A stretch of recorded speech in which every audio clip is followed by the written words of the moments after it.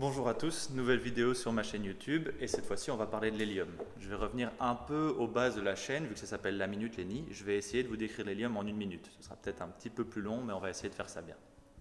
C'est parti. L'hélium est le deuxième élément du tableau périodique. Il possède 2 neutrons, 2 protons et 2 électrons. Et il est le deuxième élément le plus abondant dans l'univers juste derrière l'hydrogène. En fait, la masse de l'hélium dans l'univers est tellement grande qu'elle est plus grande que celle de tous les atomes plus lourds combinés ensemble. Son nom, hélium, provient de Hélios, qui est en rapport avec le Soleil, parce qu'en 1868, des scientifiques, en observant le Soleil lors d'une éclipse, ont découvert un rayonnement bien particulier qui provenait de l'hélium. C'est un gaz noble et un gaz qu'on appelle aussi un gaz inerte. Ça veut dire qu'il ne réagit que très peu chimiquement avec d'autres espèces qui sont présentes autour de lui. De plus, il a une température d'ébullition très faible. Son passage de l'état liquide à l'état gazeux se fait aux alentours des moins 273 degrés, proche du zéro absolu. La dernière particulier de l'hélium, c'est ceci. Lorsque l'on inhale de l'hélium, en fait, notre voix devient beaucoup plus aiguë. Cela est dû au fait que l'hélium étant plus léger que l'air, il a une différence au niveau des cordes vocales, et en plus, le son passe beaucoup plus rapidement dans l'hélium que dans l'air ambiant.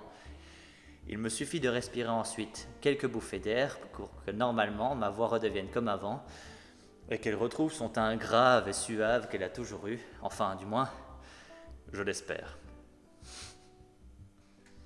Alors, petite précaution à prendre s'il vous plaît, ne faites pas ça chez vous. L'hélium qui est vendu dans le commerce, dans les ballons, contient souvent d'autres gaz qui sont ajoutés et qui, eux, peuvent être toxiques pour votre corps. Ici, ça n'est fait qu'avec de l'hélium pur dans la vidéo, donc normalement, je ne devrais avoir aucun souci.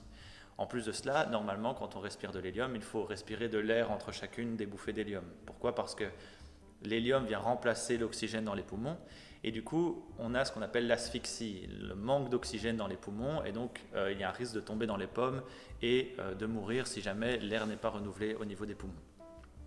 Donc voilà, faites attention, ne faites pas ça chez vous.